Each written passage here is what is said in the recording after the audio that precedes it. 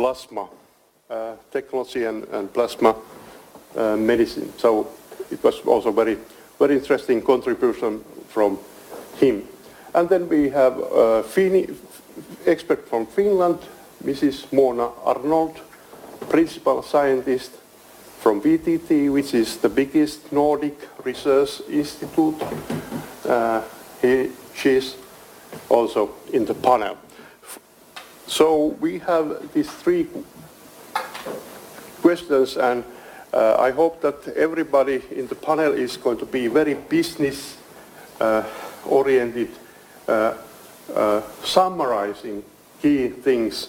We already had interesting contributions, which are very detailed and informative. But now we would like to summarize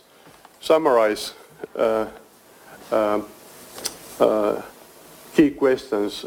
What kind of cooperation we like to have, and how we would like to implement this cooperation, and what are the needed concrete next steps. So I would like to start from the first question, so that maybe from right side of panel we start, and everybody is giving reflection with 3 minutes to the first question. Where are the most promising open windows for Southeast Finland research collaboration and cooperation for your country and scientific community? What are your personal expert vision of future collaborations of Southeast Asia Finland cooperation? This is the first question, and I would like to hear your personal expert statement about this question. Oh, please, let's start our first round in the panel. Thank you. So I come from the Technical Research Center of Finland, and we are standing out a little bit from the other panel members, as we are not an educational institute, but we are doing applied research. And thus our role, one of our key roles, is to bring research and development further on in the innovation chain to the market, to the society, for the benefit of the society and businesses. And there I see good cooperation together with the educational, the universities in the ASEAN countries. From a substance point of view, the open windows, I would take a demand-driven approach and ask the ambassadors and universities what are the needs and opportunities of the needs and opportunities of ASEAN countries, and take that as a starting point. We have a good, that's been discussed also in the morning in Finland, we have a good set of technical research resources. VTT has excellent pilot facilities, for instance, for biomass processing. I was happy to hear Professor Hasim's speech about my biomass valorization that fitted very well into our strategy as well, which is a good starting point. If we can come with technology, I would say what the ASEAN countries have to can give is the frugal innovation, where you are very strong. Thanks. Thank you. Let's continue our round. Yes. Thank you, Mr. Chairman. So for this question number 1, regarding our first question, I believe certainly we have bigger opportunities now to work together, Malaysia with the Finland side, especially with the recent development on the Malaysia's political situations, which really is in the middle of a reforming process. So all the ministries, the new ministries, We just have the new one 6 months ago, around that period. We are all in full gear to make an aggressive improvement in each of their respective industry. And among the areas, the contemporary areas that will benefit both countries, for example, like I mentioned in my presentation this morning, is related to climate change, which is not only issue for ASEAN, but also I think in Finland. Sustainable development, we are very interested in renewable again and clean energy. Of course, education and agricultural and organic types of food research. And also, I must say that we are very now into this education in different level. For the kindergarten, we have changed a lot, and starting from the Finland side, for the school, we have just make a national convention on trust school, where we take several teachers from different states, and we call consultants from Finland, a group to teach us. And also for the tertiary education, even now in some universities in Malaysia, now allow students to do their thesis in Finland style, or the Scandinavian style, where we compile the papers, not anymore the regular thesis. So we have a lot more to learn from this film, especially on the education side. Thank you. Thank you. Thank you. So let's continue our discussion. Okay, thank you. I think when we see the opportunity of, collaboration among Finland and the ASEAN countries, well, of course, including Indonesia, we need to take up this question not just to a very low level, like what is the mutual problems, among us, because maybe it's going to be very difficult to find similar problem between Finland and ASEAN, for instance, or Finland with Indonesia, for instance. So I think we need to depart from the, country state has been negotiated and then, get together to really formulate the sustainable development goals. So there's, some strategic goals over there that's really faced by the world. The world community, and I think we need to pick up, all these goals and trying to pay attention to some of those that are faced by many countries in the world.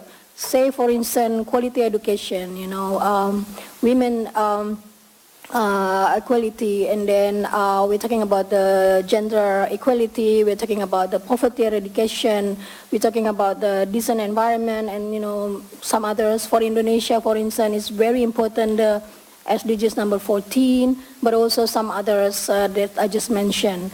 So I think we need to look at those goals in the SDGs. And the purpose of having the goals number 17 is actually to lend some of development from developed countries, or we could also have, look at some real problems in developing countries and how to make these developed countries and developing countries get together, trying to really identify the problems and, how to rectify the problems. So, among that, I think we could see that as an open window collaboration. Thank you. Thank you. Thank you very much. Right. So, as a country representative in ASEAN Subcommittee on Biotechnology, I can inform you that there are opportunity for ASEAN, for collaboration between non-ASEAN member and ASEAN in field of the agricultural biotechnology, medical biotechnology, as well as the microbial biotechnology.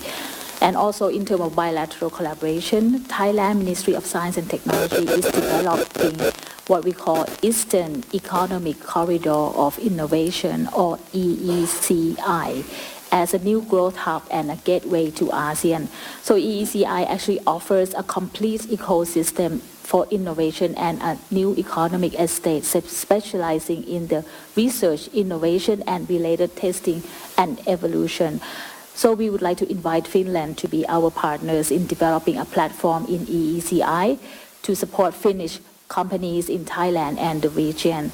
And for the topic of collaboration, Thailand and countries in ASEAN are blessed with the high biodiversity. So we are interested to seek new technology platforms and experts to support us in the field of biodiscovery for conservation and utilization. Also, most countries in ASEAN are agricultural-based countries, so collaboration in the areas of advanced technology to facilitate plant breeding is also highly welcomed. And ASEAN scientists also have expertise in the tropical diseases, which may be complementary to Finnish scientists. So research related to tropical disease is another promising area of collaboration. Thank you.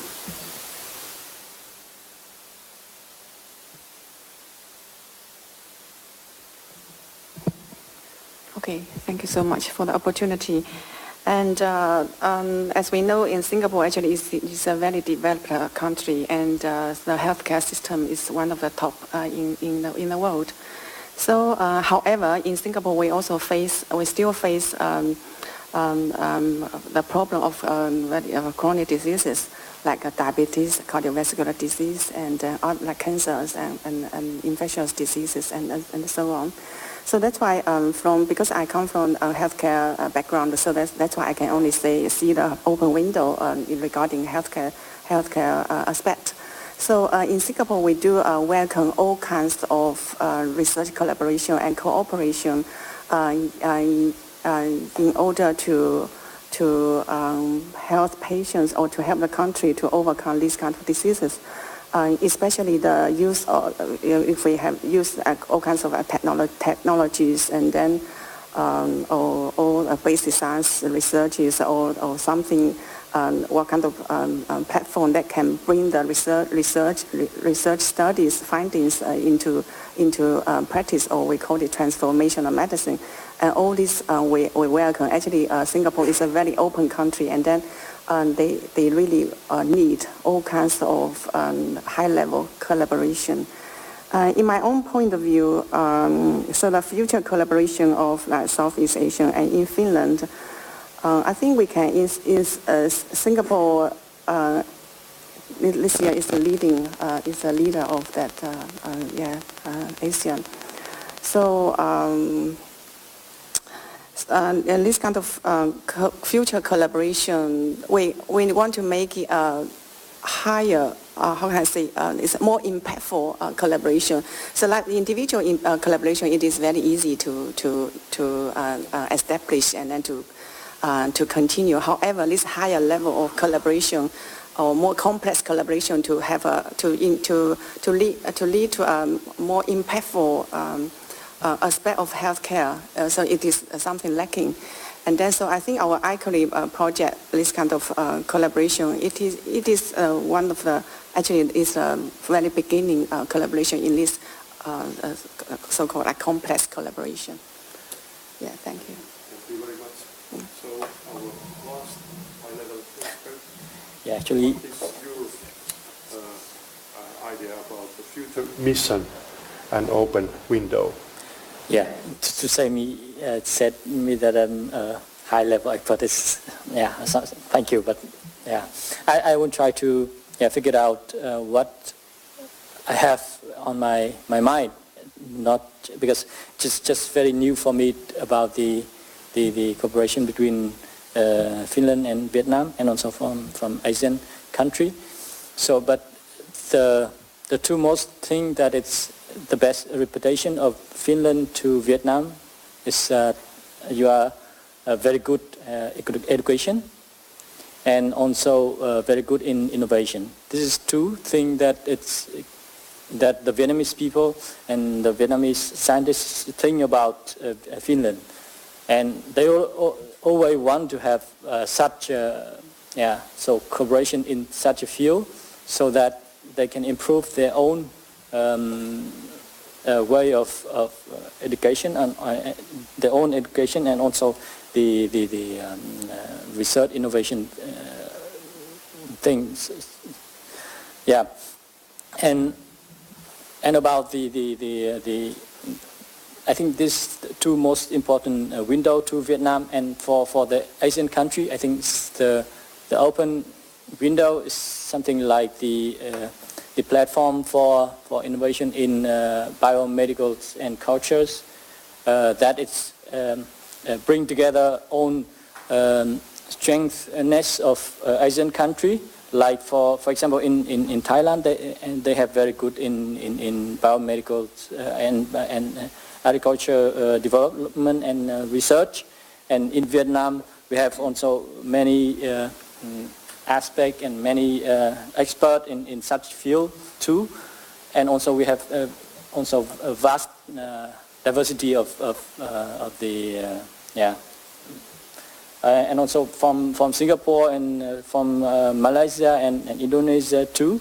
So if we can combine such a stringness in ASEAN and with the platform from Finland, that it will develop quite fast, I think. That's such a field. Yes, please. Yes, so I add a few sentences. So recently in Singapore, the Ministry of Health has proposed 3 shifts. So a shift from quality to value, and shift from hospital to community, and the other shift is a shift from healthcare to health. So all these kind of, all the directions of research and what kind of collaboration, international collaboration, if we can focus on these 3 movements, shift from healthcare to health, look at how to promote health, and then shift from quality to value, and then so in order to be more sustainable, so not only quality, we need to look at whether it's cost effective or not, and the other thing is from hospital to community, so how can we bring our healthcare to the community level. So all these kind of projects or whatever collaborations can meet this kind of target. I think it will be very useful. Thank you. Yes, thank you. Very interesting reflections. I think that this round was very good and it is giving very concrete stepping stones to the future. Maybe I summarize some things which are very important. I think that this sustainable development goals issue, what you mentioned, is very big issue, and there is a need to have cross-ministerial collaborations in this field, and there are some good approaches. Also, Finnish approach is very systematic, and it is including that all ministries are responsible for sustainable development goals, and I think that this approach need more discussion between Finland and ASEAN countries. That's really big strategic challenge concerning a mission what we have. So there was also very interesting thing about platform thinking in our panel. So I think that maybe we need more discussion about science, technology and innovation platforms in Finland ASEAN cooperation. This was the second big issue. I think that we must take it very seriously in the future. How we develop our platforms and this Singapore case study is very interesting from this perspective. But I think that there are more details. For example, the bioeconomy, biotechnology challenge. Finland is having bioeconomy strategy, which is of course focusing much on forests and agriculture, but these sectors are important also in the ASEAN region. So I think that there is a lot of shared interest in the biotechnology field and in the bio energy and biofuels field, and I think that a lot of interesting challenges are waiting for us. So maybe now we are ready to move to vision discussion, or it was actually this vision and what is your personal expert mission, or what we should actually do, and how we organize this mission. And I think that one key word nowadays is orchestration. How we orchestrate our collaboration. What is the right way to collaborate and what is the right way to organize mission, what we are facing. You already note very good and very interesting things, but how to do it? How to do it in practice, because it's really needed if you want to get results, if you want to benefit from technology, science and innovations. You must do something. Benefiting from innovation is the key paradigm of economics nowadays. It's not easy thing to reflect. I know as a innovation researcher, I know that this is the golden question: how to organize things in practice, how we organize our laboratories, our research infrastructures, our research teams, our expertise to get a higher excellency in the future. What is your expert view to this question? Maybe we can again start from the right side of table. Thank you. And for your claim, because you almost empty my basket already. So I tried to add something to it. I would like to say a couple of words, as you had the personal expert mission of collaboration there as a question, and very close to my heart is the SDG 6, which is on water, on safe water for the whole population on the globe. And there I see actually when we go to demand-driven approaches as a good example what the collaboration on water technology between Finland and Vietnam, as one example only, which has been going on for several years, and it has also diluted into the business society. And there I see you were a very important aspect that we include the whole society, not only research institutes with all respect, but also bringing in businesses into the research, because they feed in to the future needs of the society in a very efficient way. And I also want to emphasize that collaboration is both institutional and also personal. And I think within Finland wants to collaborate more efficiently with the ASEAN countries. I think we need to also put much more effort on the personal communication, the personal relation to the other countries. And here I welcome the Team Finland's new initiative on setting up a focus on the ASEAN countries. That is a good start. Thanks. Yes, thank you. Let's continue our discussion. Thank you, Mr. Chairman. So for this question, I think we can also make use of whatever system that we already have. For example, in the exchange program system, we have Erasmus, and we have a few students already attached from Malaysia. It's just that if I can bring up this issue for us to think together, the problem with Erasmus program, if we can improve a bit, is the number of the universities, local universities involved in this group is very limited. So sometimes our research areas does not fit with whatever the partnering universities are offering. So, sometimes we cannot apply because of the mismatch of the research areas. If we can make use of Erasmus, is already very wonderful, but perhaps can include more into the cycle.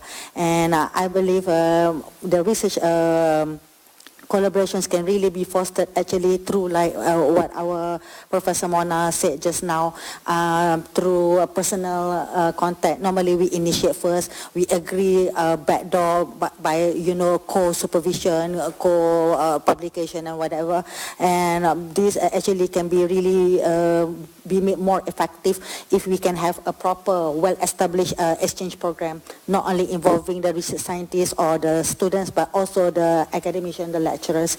So if we can have also maybe a double, a proper degree program like double degree or dual degree. Like this is common in the EU. Like this will allow the student to get the DDR, not for the position, but they can learn more in both institute, or maybe single degree, but half of the study in, for example, UTM in Malaysia universities, and another half in Abu Academy, or maybe in Alto, so something. When there is proper partnering like that, definitely this will spark into a proper research, an official research, not just talking and So I think that's one of the ways. Yeah.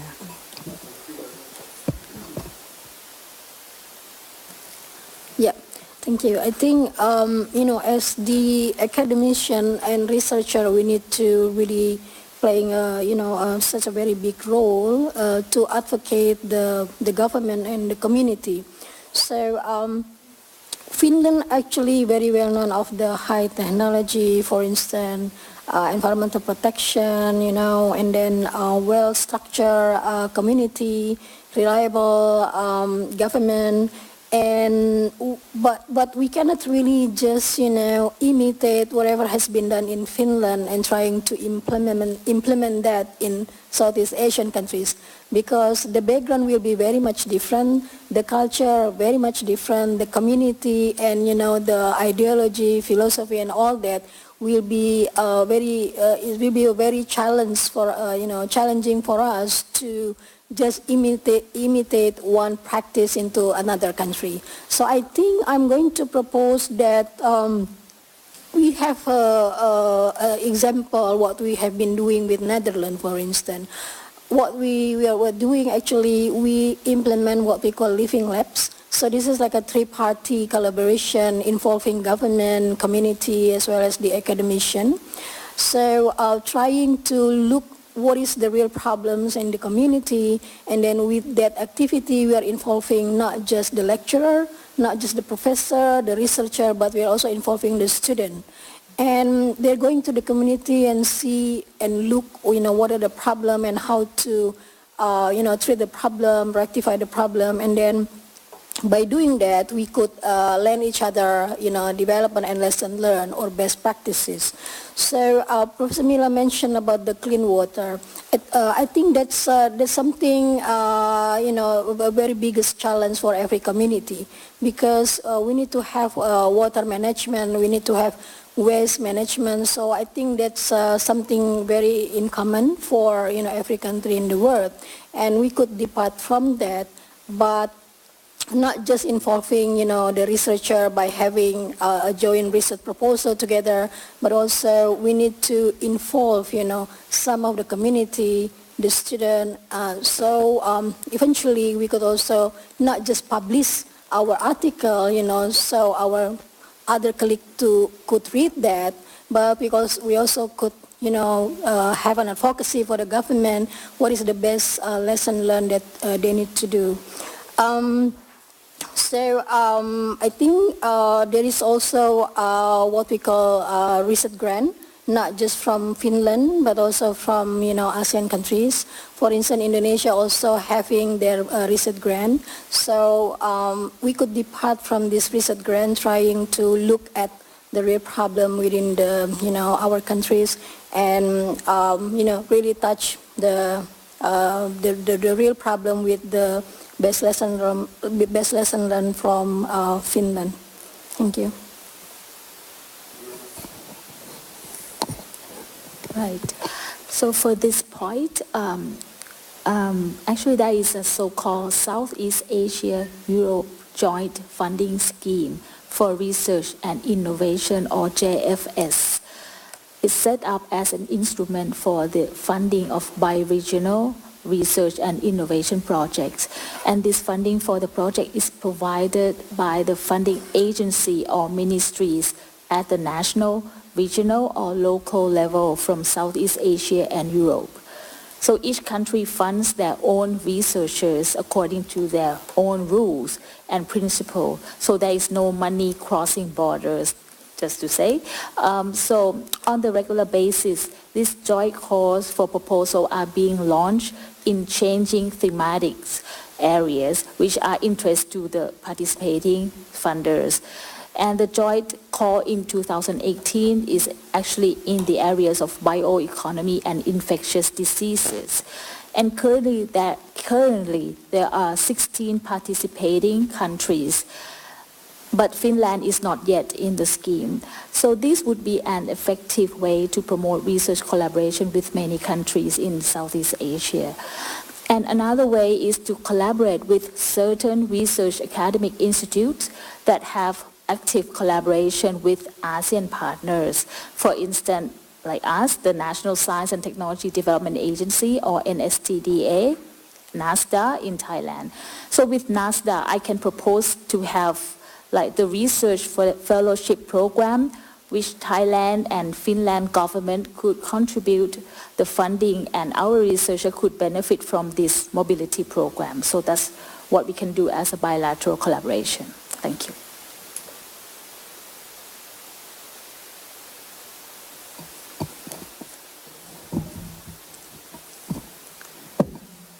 Okay, so from my point of view, in order to make this Southeast Asian Finland research collaboration more effective and more productive, it should start from the country level.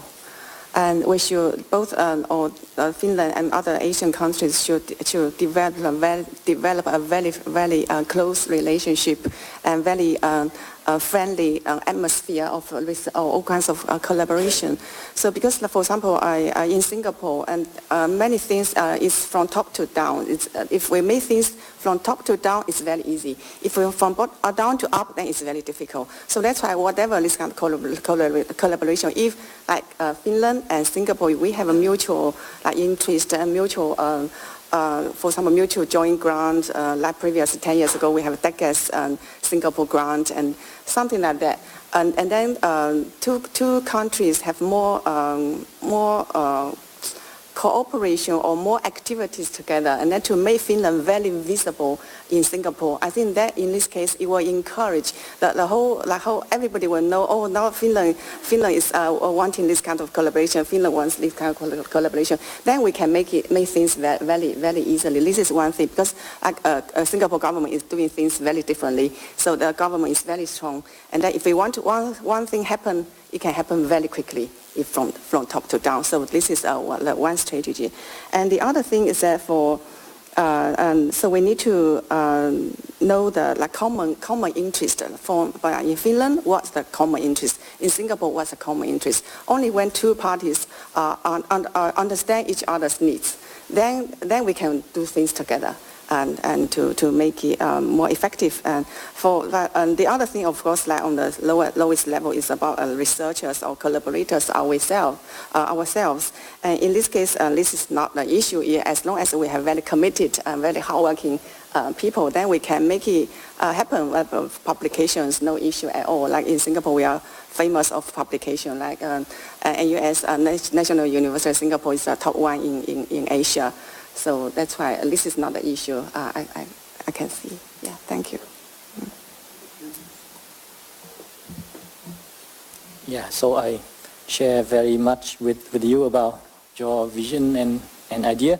And yes, so it's similar in Vietnam. It's also the top down. It's the most most effective way, but it's not as effective as in Singapore, because it takes quite a long time from the government decision to the lower level to act.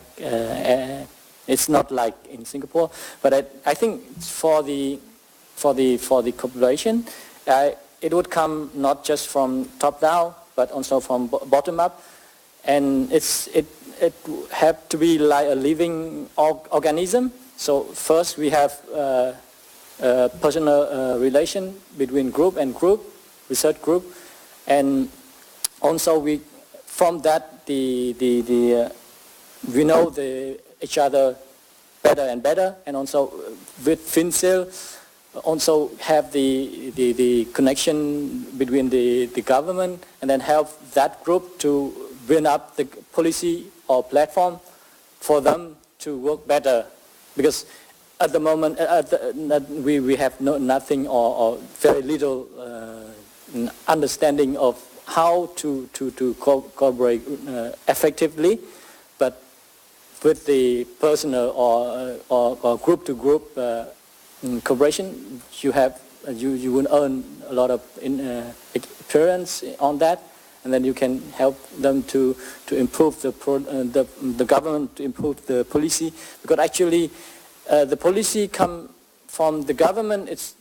Sometimes it's not really suitable for the situation of the lower level. Yes. Therefore, it has to come from both sides so that the policy can be act more effectively. I give an example. For example, the IPP program. So it start in 2010, but at first it's only come from government to government. So the policy made, and there's no startup or no people working on that, and it takes quite a long time for that to be happen. So it start to be effective in 2014. So it takes something like 4 years to be really act. So I think it's better to go from both sides.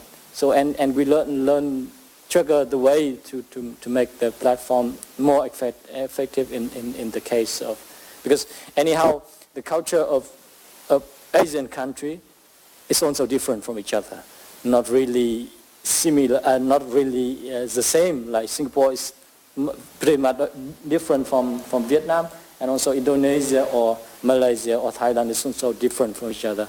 So yeah, to make really good or effective strategy or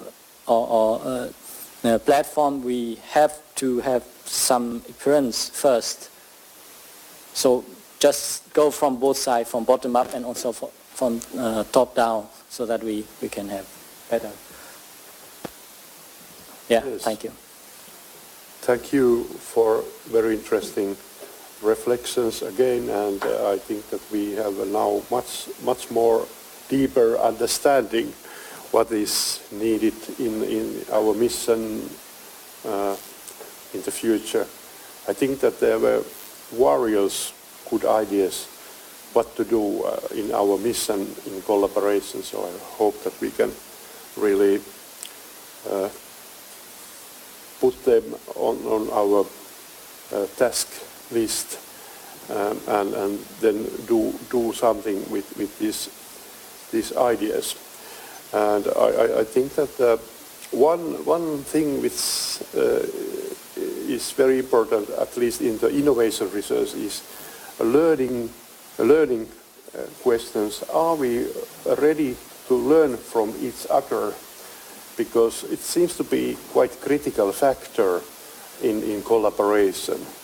How we learn from each other in our collaborations, and how we organize things in such way that that learning is having possibility to happen between partners, whatever they are in these different socio-cultural contexts. So typically in the innovation field research, we are talking about safe environment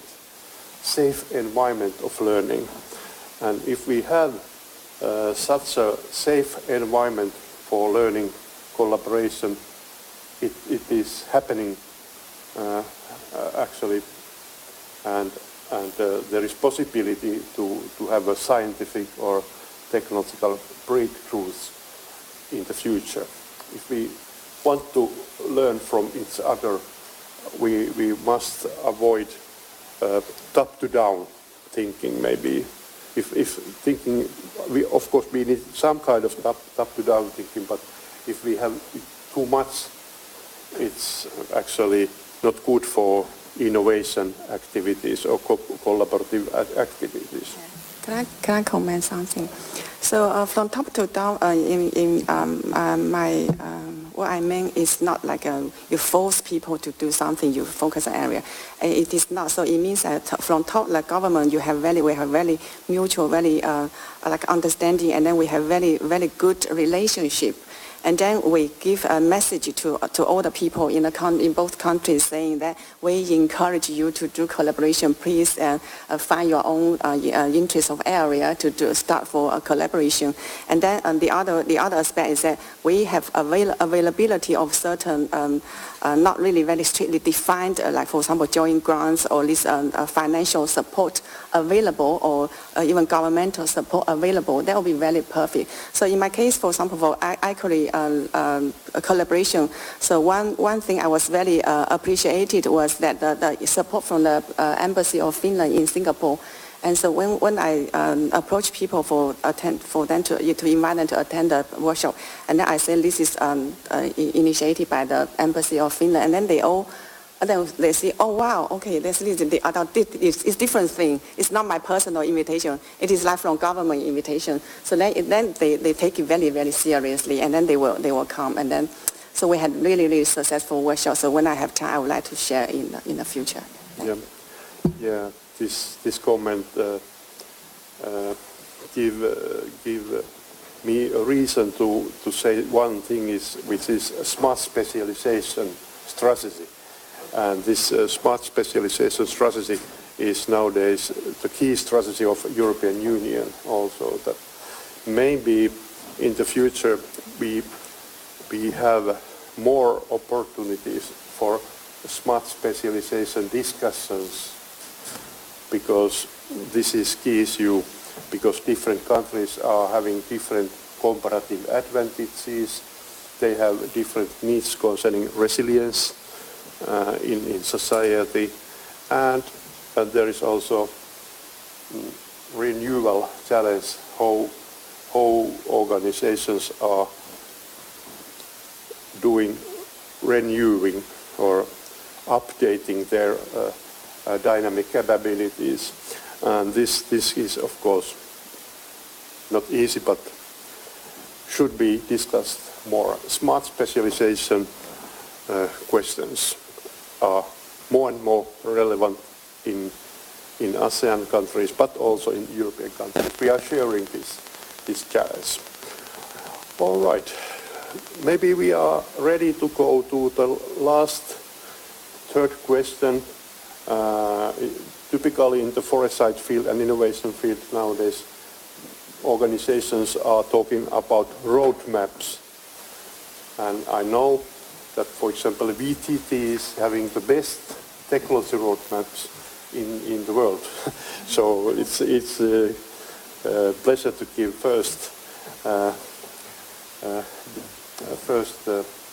reflection opportunity for the expert of VTT in this field. What are the concrete next steps which are really needed? What is actually to do list in the short run, but maybe in the strategic time horizon? What kind of steps we need in our roadmap in Finland ASEAN cooperation? What kind of steps we must take when we think about our roadmap to the higher excellence in science, technology and innovation field? What is needed, really?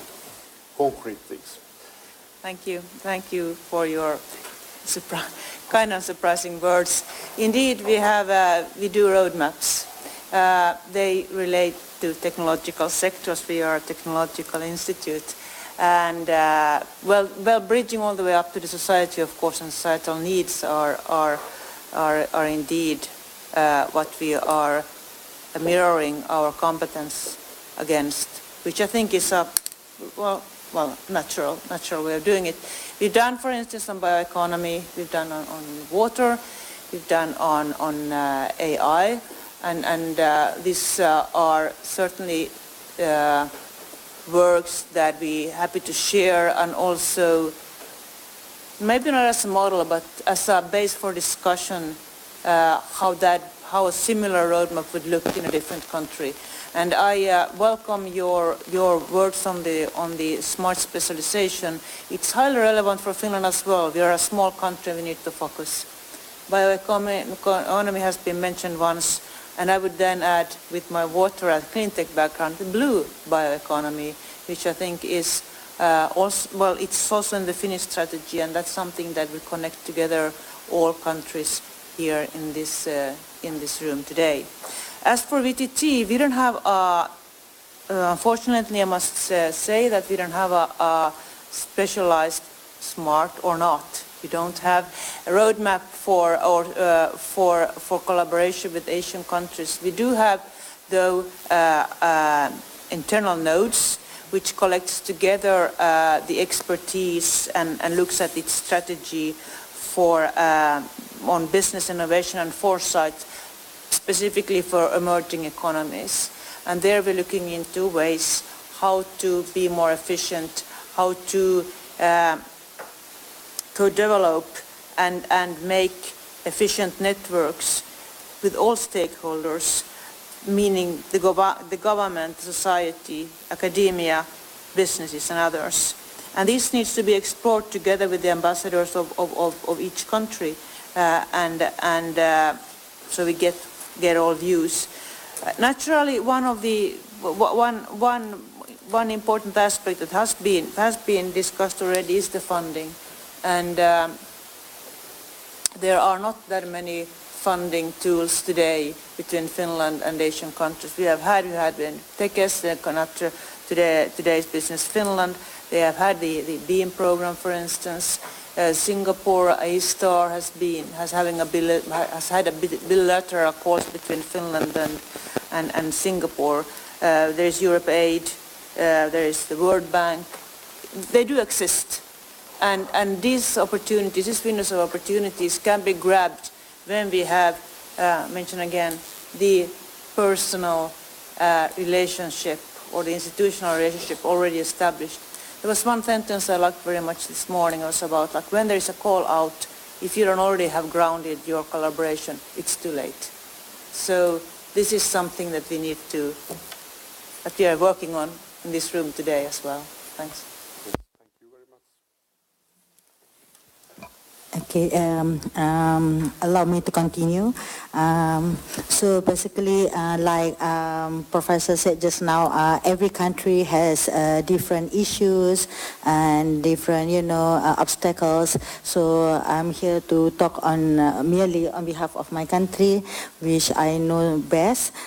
So if I can personally highlight here in our place, the best to do this is through the Embassy of Finland in Kuala Lumpur. I mean, even though like I received my doctoral study here, but if I was the first to get PhD in Malaysia from Finland, but if I call nobody, who are you, right? I'm a very small fish in the country, but if the Embassy of Finland call, we all will come, for the research discussion. So the Embassy of Finland will act as the middleman, to initiate all this collaboration. So what's the benefit of doing that? For example, through the Embassy of Finland in every country in Malaysia, we can first start to get the ball rolls by coordinate and arrange, for example, the stakeholder meeting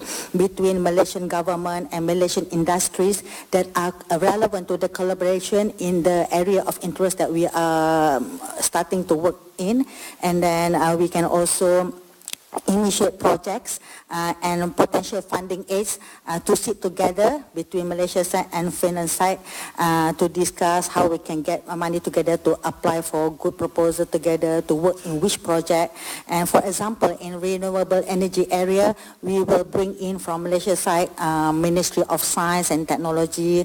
We will call our local authorities, the companies involved in renewable energy in Malaysia. There are many, and also from the Finnish side, of course, we need also your stakeholders, your industries, but we have no power to get to them.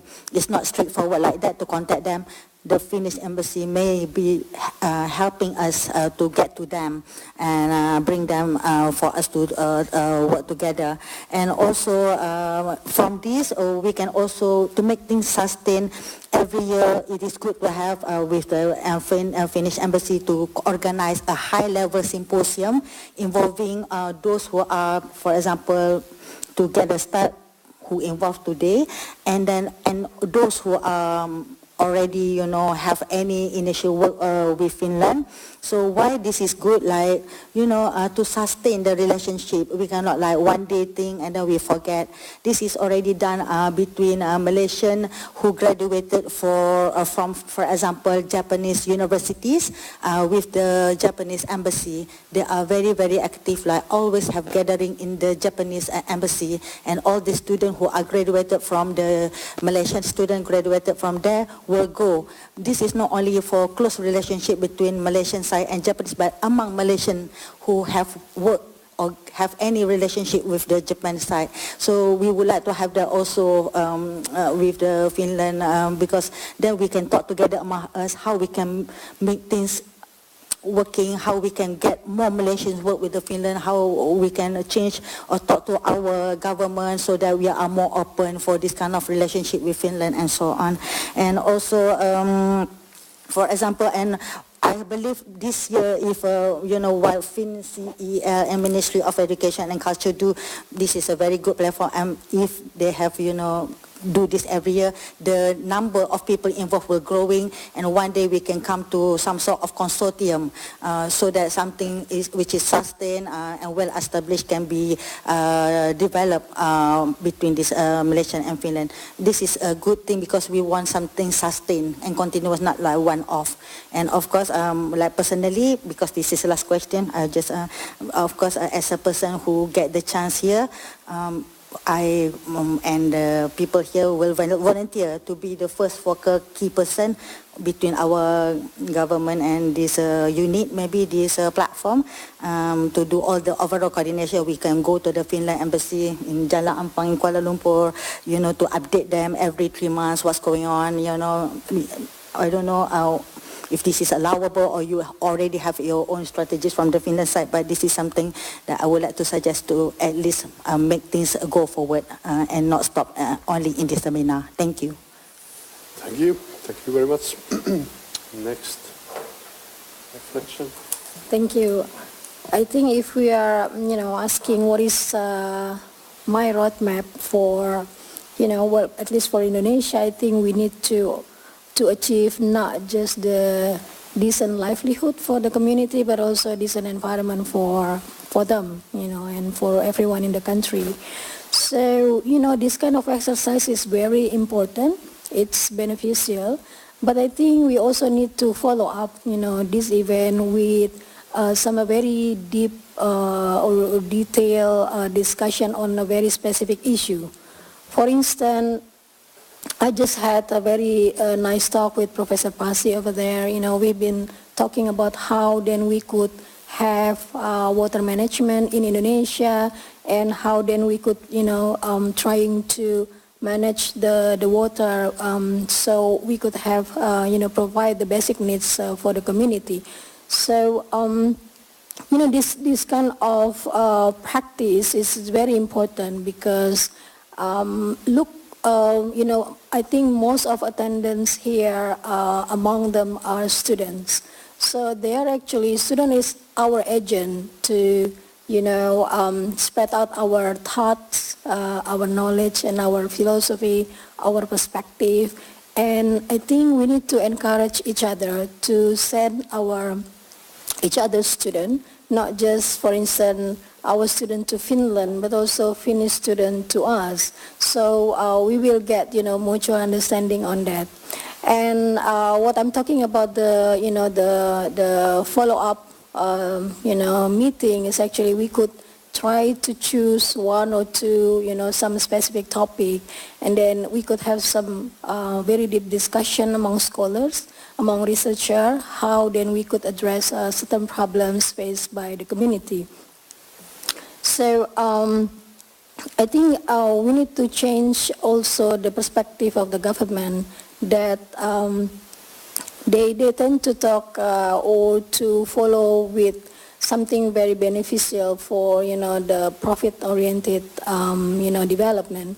But I think not just the business would come forward, for the very primary needs of the country, but also the attachment between the community and how then, the world community can get together and trying to solve the problems together. So I would propose this meeting can be followed by another meeting, but not just like a general meeting like this. This is very important because we could exchange idea. I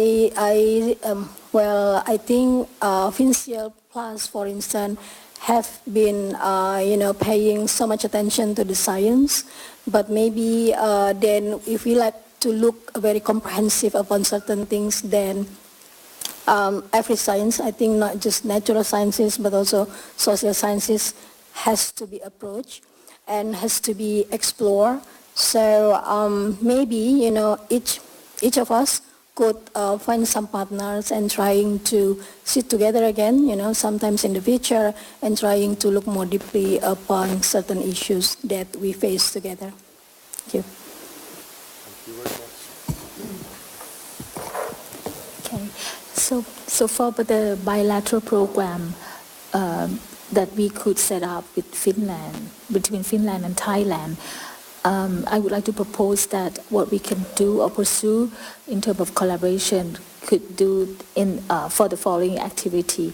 First is we could have the research collaborative forums between both countries. So we have been doing that for with several countries like China, Japan, or even Taiwan. So it's like, we taking turn in terms of setting up the forums, and we could invite, for example, scientists from Finland to Thailand, and we could have like several sessions in parallel, and then we could have, researchers discuss and present what they do from both sides, and this could go on for another year. That Thailand researcher could come to Finland. So this kind of thing need budget as well. So for NASDA, we could do that if we decide to collaborate with any countries. We could have that kind of scheme, but I'm not sure. Like in Finland, you have such scheme or not. But if you do, we are willing to do that as well with you. So the second thing is after the forums, we could have like what we call researcher mobility program, where the researcher from both sides could spend times 1 to 3 months in each other's lab to learn more deeply of what they do, and maybe they can plan things together, like to do the proposal together. And then in some cases, that could lead to the third plan, which is like setting up the joint laboratory or joint center together between the two countries or the two institutes. So that could provide the platform for the researchers to work together. And maybe, they could come up with some very important projects as well to, after that, having a joint laboratories. So with NASDA Thailand, we already have that done with some countries already and quite successful. But of course, you need people who really are champions in terms of collaborative with certain countries, so they can follow up and then keep the things go on, because this kind of thing take time and take dedication as well. So, well, in all, I would be very happy to discuss with any of you who are interested in these models, and we could help develop together these activities with NASDA Thailand. Thank you. Thank you very much. Thank you. Before I answer the third question, I have 2 points to add on. So one point is about still about the Asian and Southeast Asian countries, and then Finland collaboration. And then when I'm thinking, we have our European Union, and actually in European Union has some very huge amount of budget provided, and then in Singapore there's also an office, and then try to promote this kind of research collaboration. However, I have tried to attend a few of these kind of events, and then I don't think the participation rate was very good. So in this case, I think in the future, this kind of, if Finland, we don't want to just attach to European country, although you are, but the country does it, but we can do it independently as well. So all these kind of reaching out of collaboration opportunities should be invasive. Just like this research seminar. So if Dr. Yago didn't contact us, we will not. If you just have an advertisement, say we have this research seminar, please apply or whatever. So I don't think we will come here, because Alexander, we attend other conferences. So this is just an example. So how to reach to the target population, then it can be more efficient and more effective to establish new collaboration opportunities. The second point is about the embassy, the roles of embassy in Finland in different countries. I think since before last year, I had no any contact. I only apply for visa once a year because I need to come back to see my professor. But then since last year, we had this 100 Independent Day celebration. So the whole year in Singapore was a celebration for this 100-year independence. Then our Minister of Health came to Singapore, and then I got a chance to meet them. Then I started to have connection with the Embassy of Finland. So I think in the future it will be very important for every embassy, like you collect the names of the students who have received education in Finland, because in the past few decades, Finland has invested so much money and effort and to educate so many students from different countries. I think we need to fully use this kind of resources, because we are the ones who have very strong emotional connection to the country. And then this morning when I met Dr. Mimi, and then she said she was weird because she missed Finland. I said I'm also very weird. I miss Finland. I need to come back once or twice per year, and then otherwise I cannot sleep. I always dream of Finland and Kuopio and this lake and my supervisors. So because we have very strong emotional connections, that's why we whatever collaboration, we will try our 100% effort, even 200% effort to make it happen. So these two things. Then I answer this number 3 question.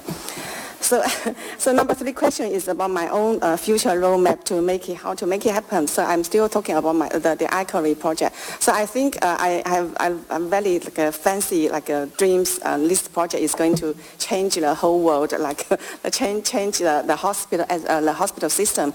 So but this first step, we need to be very, very careful to make it happen. So far the difficulty I'm facing is the budget issue. So as I said, Business Finland has already funded 2.4 million euros to Finnish consortium to do research, to fund the companies, and then for the international trips, whatever. But from my point of view, I don't have such a budget, because in Singapore there's no such funding to fund this kind of variety of collaboration project. So if I get the funding from Ministry of Health, I can only get a small funding for each individual project, and then to fund my research. And then it doesn't work very well, because then every day I need to write a proposal. It really takes a lot of time and then energy. So I'm thinking, if possible, is it possible for a Business Finland and Enterprise Singapore, or even Ministry of Health in Singapore,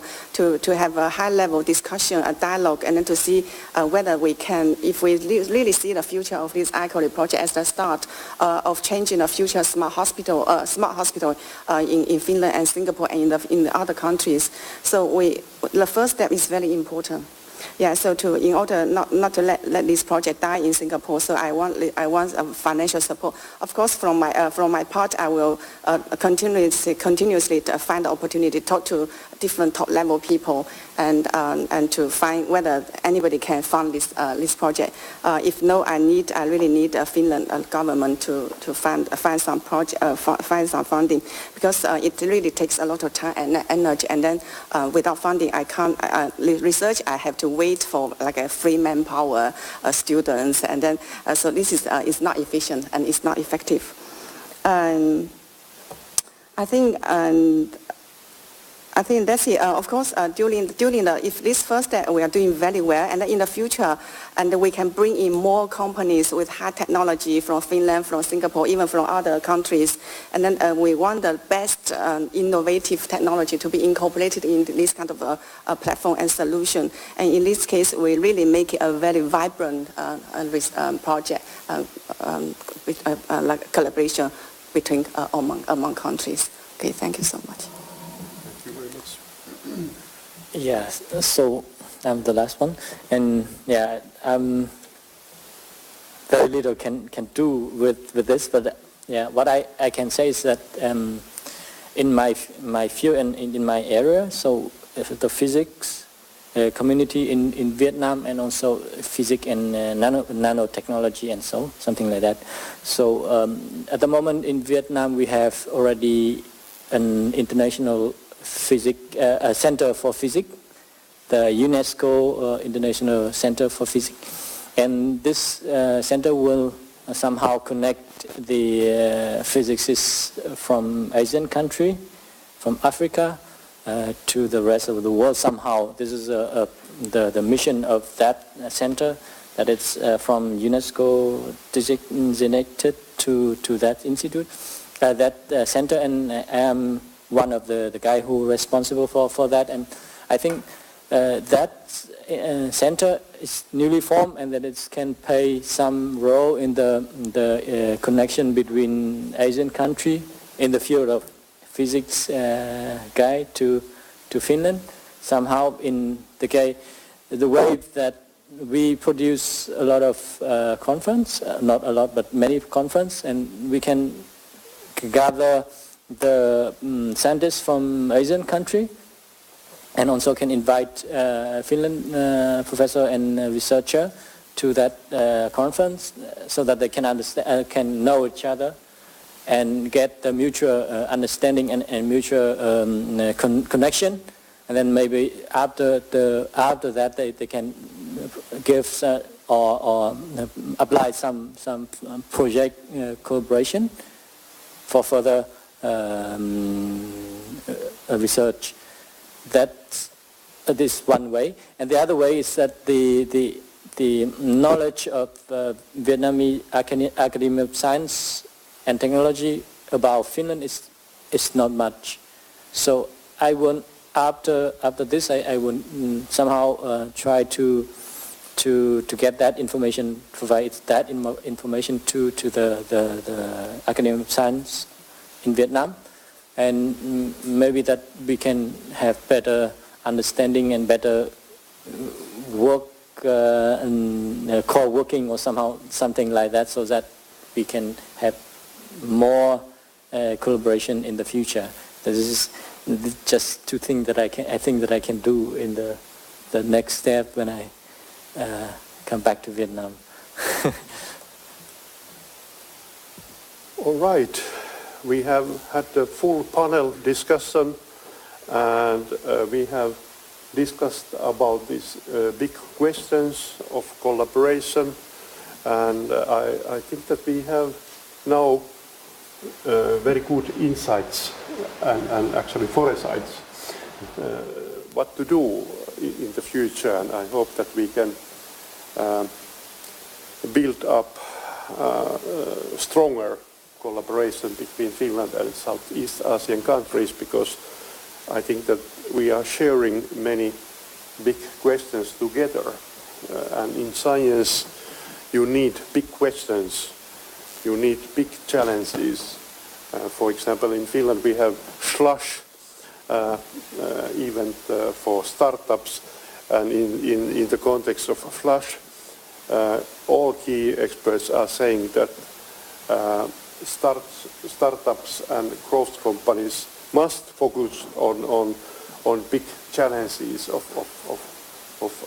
the future. So I think that sustainability questions, of course, seem to be very important. Of course, happiness and welfare in the final stage are the big challenges for everybody in this room also. So we need more happiness-based business models, we need more happiness-creating technologies, and we need happiness-creating social innovations also. So we need all this kind of innovations, technological innovations, business model innovations, and social innovations in the future. And I think that all you have done your job well, because you are really focusing on this kind of challenges, and I'm very happy about this kind of great effort, scientific effort you have already done.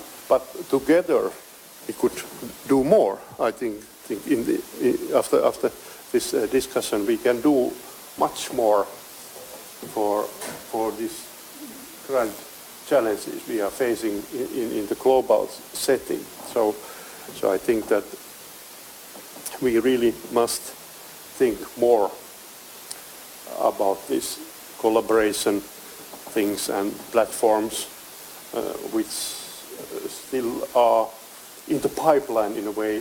So I think that we must make a very concrete platform of cooperation to get results in the final stage.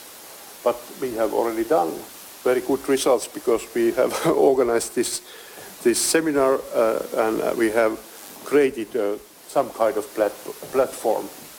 Maybe not fully ready, but it's good startup for better platforms between Finland and ASEAN countries. So in Finland we are very much focusing on smart specialization challenge and sustainable development goals. For example, we can calculate a smart specialization strategy for all ASEAN countries if you want to calculate it. And we can calculate, analyze concerning sustainable development goals if you have a big data. So we can organize a sustainability machine to calculate things for ASEAN countries. It's possible, and we can really find the key problems which need more attention in science and technology development. So I'm optimistic after this great panel discussion you just provided for us. But I hope that you have some questions to our panelists. Do you have? Because I think that we still need reflections and comments from the audience. Any questions?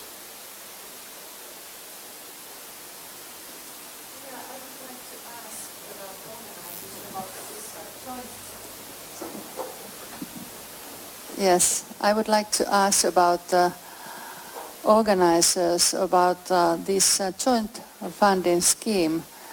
I proposed it actually in early spring to Finnish Academy and also Ministry of Education, but at that moment it was not considered suitable for Finland. Can we be outside of this funding scheme still, or is it possible to do something?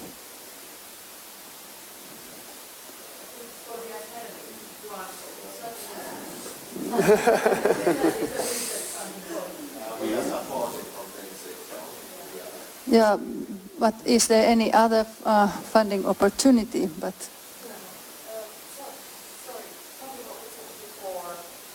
a joint funding scheme which was mentioned here in the panelists. As I mentioned earlier, the Finnish Academy favors bottom-up funding. So researchers with good research ideas can submit applications, and we really want them to have a research collaboration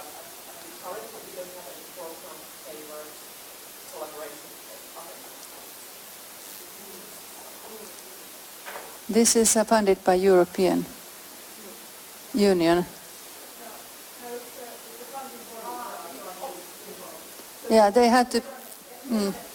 Yes.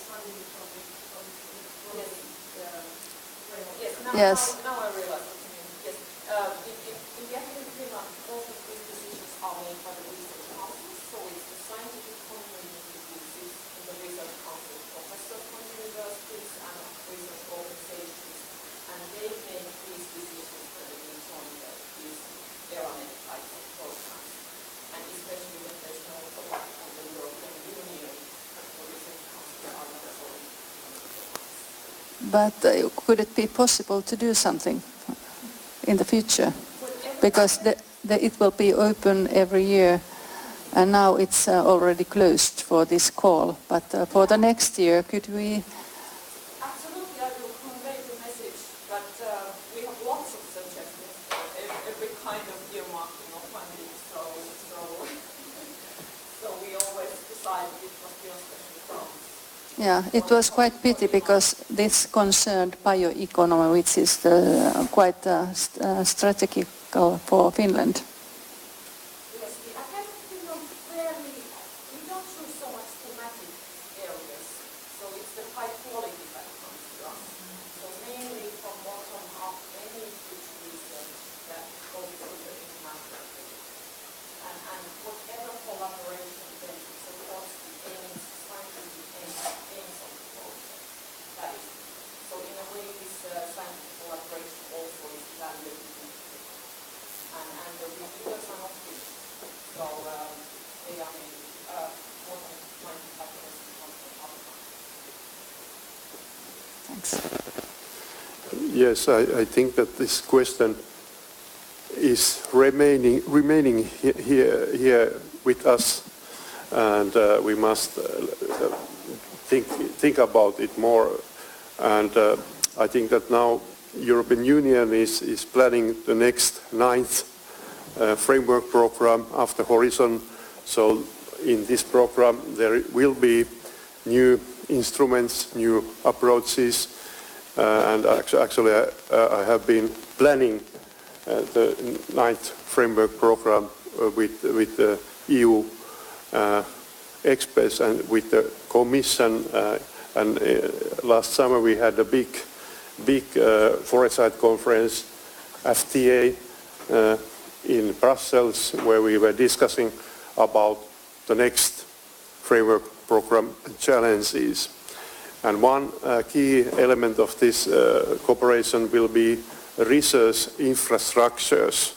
So EU have identified all relevant research infrastructures in Europe. And we are now evaluating global partnerships with these research infrastructures, and this project is coordinated from the University of Helsinki. Ariadno is a coordinator.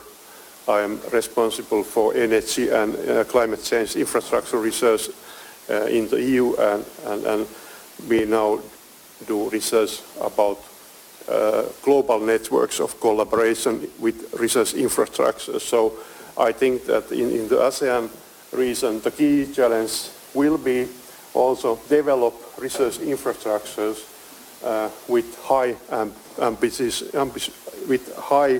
targets and ambitious levels in order to be a good partner in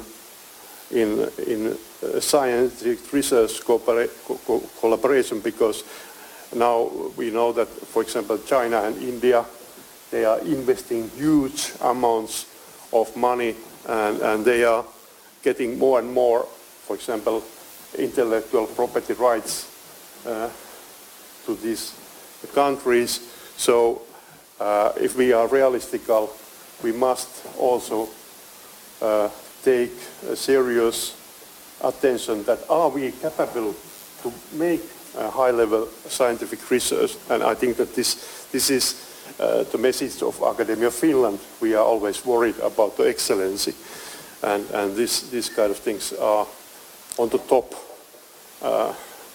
in our policies. But I think that we must now understand that EU is running the biggest research and development program in the world. So I think that also ASEAN countries should now, when they are more and more wealthier and richer countries, they should be ready to allocate strategically to similar kind of high-level programs. And then if there is this kind of activity, it's going to be much more easier to have collaborations with research infrastructures, higher education, and innovation field.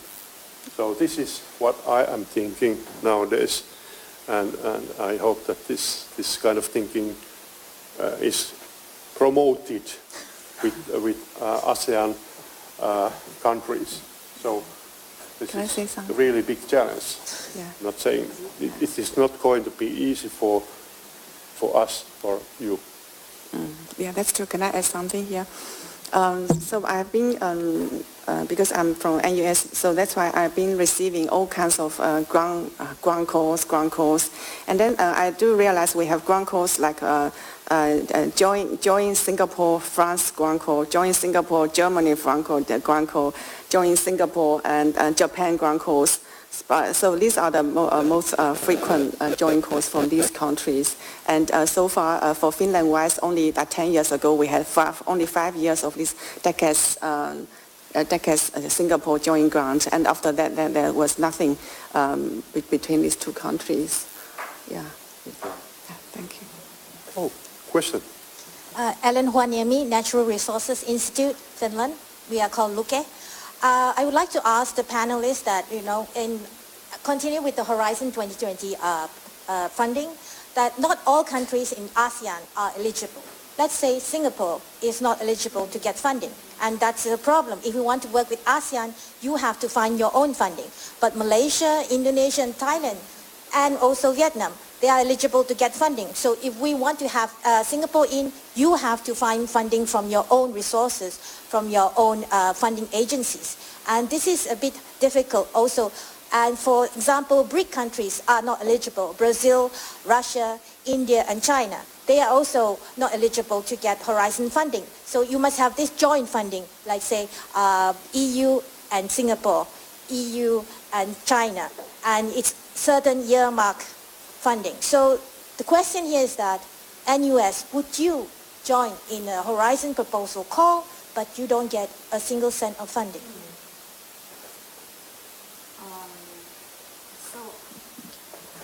I think it will be very difficult for NUS faculty members to join this kind of research project without any funding received, because here everybody has to receive grant.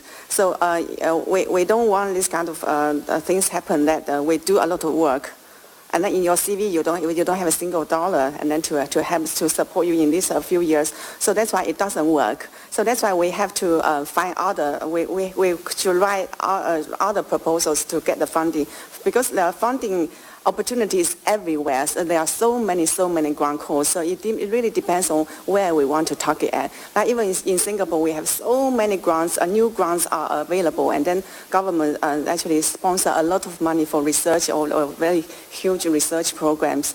And then, but it really depends on whether we want this kind of international collaboration. If we really want, we must, the countries should have dialogue together, and then to invest money wherever we invest our money and time, the outcome will be there. If we don't want to invest money, we don't want to invest time, nothing will be there, right? No any outcome. That is the principle. Yeah. Sure. Any other hot questions for panelists? Do we have, or are we? Actually, we are having our final moments if we follow our program, and if we are worried about the timetables and timelines. But I think that we have had a very good answers in this panel, and I want to thank you everybody. So I am coming from the most international university in Finland, University of Turku, where we have students from 100 countries. So we have quite international university, of course, because Turku is the oldest university city in Finland. So we have some traditions from the Middle Ages already in Europe. So that's my background and where I am working with international students. So I'm also underlining that academic research is hard work. You must make reviews, you must read papers, you must evaluate doctoral students' contributions.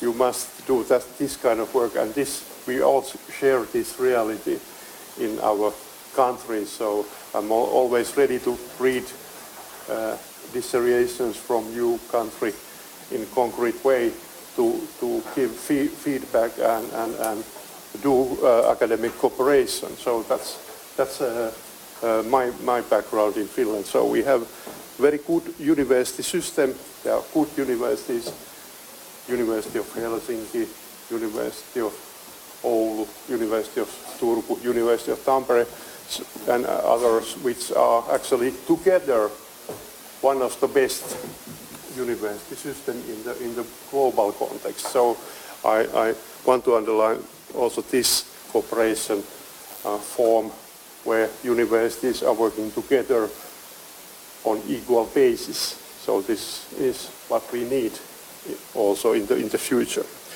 But I hope that our panel have given good feedback and good reflections, and we can continue with optimistical mindsets. We need always this kind of optimistic future orientation, because all know that in the field of science, work is very hard. Nothing is easy actually in the final phase. You must struggle for the better science and for the better future. So that is what we are doing in Finland and in new countries. So we share this big vision and big challenge, hard work. so that's my final reflection, if we don't have any other comments or reflections. But I want to thank organizers and all stakeholders, all experts in our panel, and I hope that we can continue our dialogue in the future and do better science and technology in the future. Thank you very much.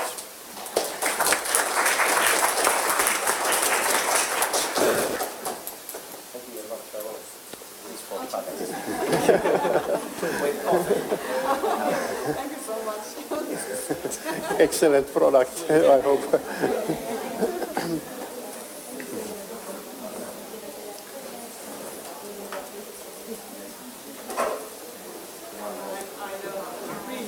know.